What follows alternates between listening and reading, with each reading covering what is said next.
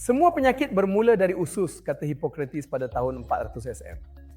Betapa bijaknya kata-kata daripada seorang yang bijaksana. Jika anak anda mempunyai sebarang masalah, kini kita telah mula mengaitkan segalanya dengan usus anda.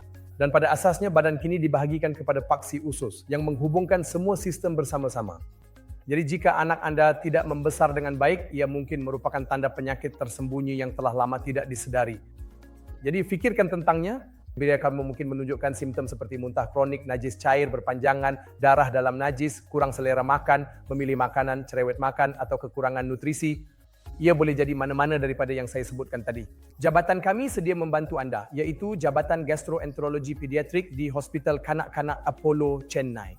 Kami amat berbesar hati untuk bertemu anda dan menjaga anak-anak anda. Dan jika perlu, kami boleh meneruskan serta menjalankan sebarang rawatan khusus atau prosedur kerana kami adalah sebuah jabatan yang sangat rapat dengan kerjasama pasukan pelbagai disiplin. Sekarang, bagaimana perasaan anda tentang itu? Bagus kan?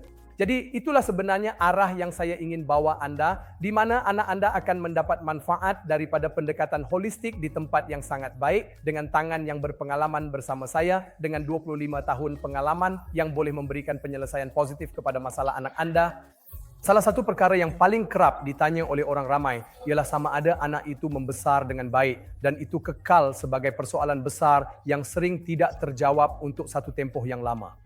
Saya harap kami dapat memberikan jawapan untuk semua soalan yang anda mungkin ada. Jumpalah kami sekali dan saya pasti anda akan pulang dengan rasa puas hati dan gembira.